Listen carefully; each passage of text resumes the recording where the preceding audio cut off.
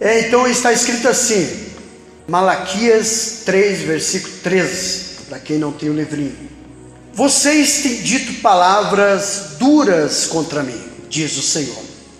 Ainda assim perguntam o que temos falado contra ti? Vocês dizem, é inútil servir a Deus. E o que eu ganho quando obedecemos aos seus preceitos e ficamos lamentando diante do Senhor dos Exércitos? Por isso agora consideramos felizes os arrogantes, pois tanto prosperam os que praticam o mal, como escaparam ilisos os que desafiam a Deus. Eu fico lendo e fico meditando e acabo me complicando mais. E depois daqueles que mentiam ao Senhor, conversaram uns aos outros, o Senhor ouviu com atenção. Foi escrito um livro como memorial na sua presença acerca dos que temiam o Senhor e honravam o seu nome. No dia em que eu agir, diz o Senhor dos Exércitos, eles serão o meu tesouro pessoal. Eu terei compaixão deles como um pai tem compaixão do filho que lhe obedece. Então vocês saberão novamente a diferença entre o justo e o ímpio, entre os que servem a Deus e os que não servem. Amém? Eu passei o dia hoje meditando nessa palavra, cantando louvores, deixando Deus limpar tudo, dentro de mim, colocar unção, colocar poder, Eu dei lugar hoje lá em casa, lá que eu fiquei sozinho, então foi a conta certa para mim ficar na presença do Senhor. O Senhor está falando aqui, vocês têm dito palavras duras. Eu fiquei pensando, palavras duras, e coloquei aqui, há dois tipos de pessoas, os que obedecem, os que não obedecem, os que acreditam em Deus, os que não acreditam em Deus, o que olha as suas promessas e acredita, e aqueles que olham a promessa e não acreditam. Vocês vê as pessoas que servem a Deus, que não servem a Deus prosperando, e você olha para dentro de você e te amaldiçoa. Eu fiquei pensando assim, como que nós nos amaldiçoamos?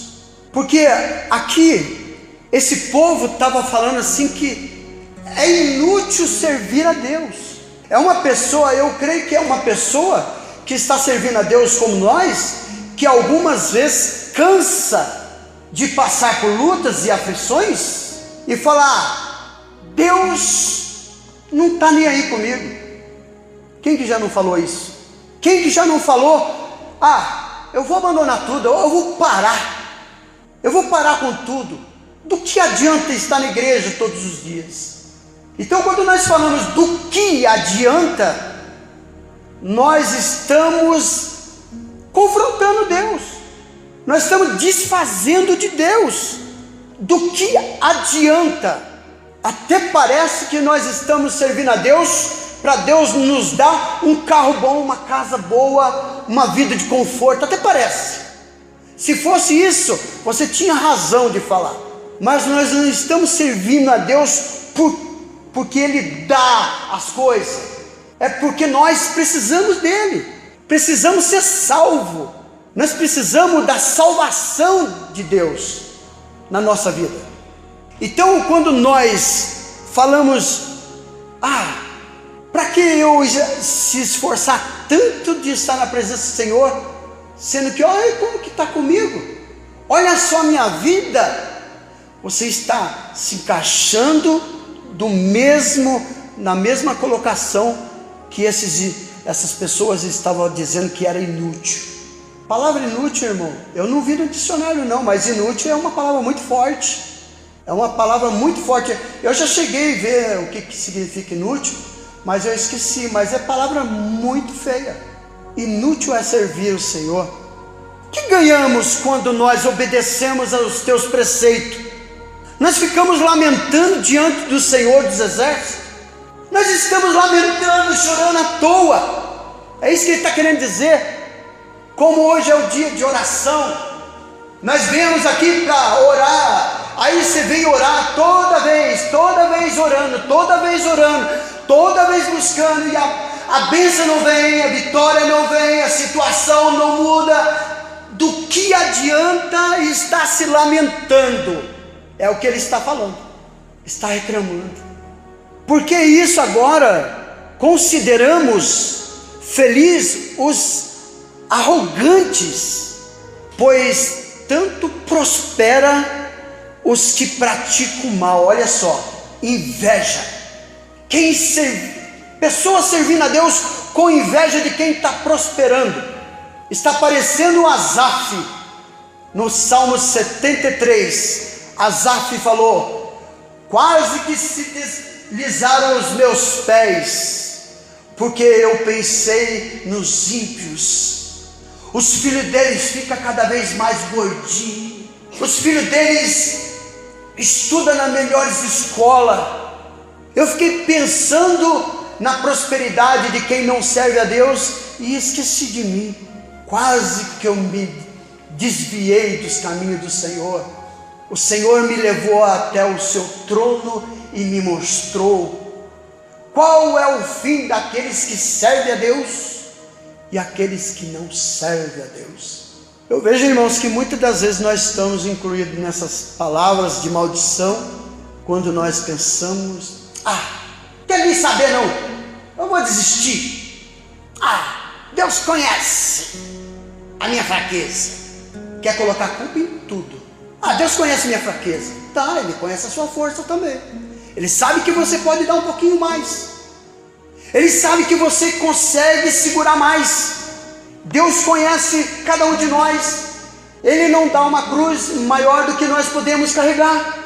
Quando o Senhor colocou aquela história dos 10 talentos, para um deu 5, para outro deu 3, para outro deu 1. Quem ganhou 5 granjeou mais 5. Quem ganhou 3 granjeou mais 3. Quem ganhou 1 deveria conseguir só mais 1. Não precisava mais do que isso. E por que aquele que ganhou 1 enterrou? Era só ganhar mais 1, já ia ganhar o crédito com o seu Senhor. Mas ele preferiu não usufruir daquele 1 talento. Então eu vejo assim, irmãos, que muitas das vezes nós temos mais queda para negar e murmurar do que acreditar e se alegre na presença do Senhor. Quando Moisés mandou os 12 espias sondar a terra, na volta, depois de 40 dias, ele veio e foi dar a relação do que ele tinha visto na terra. Chegou lá: passa aí para mim o que vocês viram lá. Moisés, a terra é boa mesmo, mas tem gigante lá, Moisés. Próximo: realmente, Moisés, a terra é boa, que nem ele falou, os frutos são bons também. Mas lá, rapaz, o negócio é feio lá. Lá um briga com o outro, um mata o outro. Próximo: não sei o que, só reclamando, até que Caleb deu um grito lá: Reia, cale a boca. Quem prometeu a terra prometida para nós foi quem? Não foi o Senhor? Então nós vamos herdar a terra prometida. Então subamos animosamente, possuamos a terra prometida, porque o Senhor nos dará, porque foi Ele que nos prometeu. Diante de 10 reclamão, que fazia o povo derreter o seu coração. Derreter o coração, você sabe quem é, né? Quem que derrete o coração? É aquele que, quando você recebe a palavra de Deus com bastante gozo, Aí veio um irmãozinho do seu lado. Eu falo irmãozinho porque os 12 eram um irmão do outro lá em Cristo. Veio um irmãozinho e falou: ih, meu filho, você acreditou nisso aí? Ih, meu filho, seu salário? Ih, meu filho, não sei o quê. É aquele que derrete o coração, coloca empecilho para você receber a bênção. Então eu vejo assim, irmãos, que muitas das vezes a nossa tendência a fracassar é grande. Mas se você se colocar diante da presença de Deus e não amaldiçoar a tua vida do jeito que eles estão se amaldiçoando aqui, inútil é servir a Deus. Talvez você não fale essa frase de inútil. Talvez você fale assim: estou cansado de ir para a igreja. Estou cansado desse negócio de crente. Você está se amaldiçoando, porque você está desfazendo das coisas de Deus para a tua vida. Será inútil servir a Deus, irmão? Eu no começo do evangelho, eu falei para Deus: Deus, ainda que o Senhor não me der uma bênção, ainda servirei o Senhor para sempre, porque eu estou indo para o Senhor, para a minha salvação. Eu posso andar mendigando que nem aquele mendigo de Lázaro a vida inteira. Quando eu morrer, ir para o seio de Abraão, do que andar nesse mundão, montado num carrão com a casona, bem respeitado, sou o homem mais rico da cidade, e a hora que morrer, ir para o Hades, né? Para quem já conhece a passagem de Lázaro, o mendigo e o rico, sabe o que eu estou falando. No versículo 15: por isso agora consideramos felizes os que é arrogante, pois tanto prosperam e praticam o mal, como escapam ileso os que desafiam Deus. Pessoas que falam contra Deus, pessoas que falam contra Deus, eles estão falando que é mais feliz do que ele. Incrível, né? Um crente falar isso, né? No versículo 17 diz: no dia em que eu agir, diz o Senhor dos Exércitos, eles serão o meu tesouro pessoal. Essa é, um dia nós seremos um tesouro para o Senhor, no dia da sua vinda. Então vocês verão novamente a diferença entre o justo e o ímpio, entre os que servem a Deus e o que não serve. Irmãos, a melhor maneira de Deus nos provar se nós estamos servindo a Ele é na hora da luta, na hora da dificuldade. Na hora da dificuldade, qual é a sua palavra? Qual é a sua palavra no seu coração na hora da luta? Eu não tenho mistura. Diz um provérbio do pastor que dê graça no zoião, que você vai ganhar um bifão. É isso que ele fala. É nessa hora que você dá graças a Deus. Obrigado, Senhor. Ovo frito, ovo cozido, ovo frito de novo e omelete. Eu gosto demais. Mas é na hora do momento de luta, de aflição, que Deus nos prova, que Deus olha para nós, a nossa atitude de receber, que nem Jó fez. A mulher dele falou assim: Jó, você está perdendo tudo, você acabou com tudo, não tem mais regalia nenhuma, Jó. Só te falta uma coisa: amaldiçoa esse Deus e morre. Ele falou assim: mulher, tu fala como uma louca. Recebemos a bênção do Senhor o tempo inteiro, a vida inteira, não recebemos também o mal. Eu sei em quem eu tenho crido. A mulher dele é uma dessas que tentou desfazer a fé dele. Falou: ainda te retém a sua integridade, Jó? Jó 2:9. Ainda retém a sua integridade? Amaldiçoa esse Deus e morre. Ele falou: mulher, eu sei em quem eu tenho crido. Então nós temos que olhar para dentro de nós, irmãos, e ver em quem nós temos crido de verdade. Em quem você está crendo? O Salmo 34 diz, né? Louvar-te-ei, Senhor, em todo tempo, e o seu louvor estará continuamente em minha boca. As meninas que gostam de louvar, na hora da luta, é difícil, né? Mas só que assim, mas sai um louvor mais gostoso, né? Quantas vezes eu já louvei em angústia? Quantas das vezes eu subi no púlpito em angústia? Quantas das vezes eu saí para pregar dizendo que Deus salva casamento, com o meu casamento quase acabando?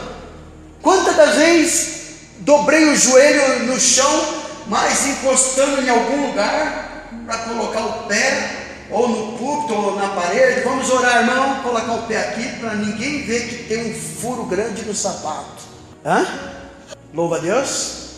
Quantas das vezes na rádio, na FM, falava para o irmão, solta o fundo aí, irmão.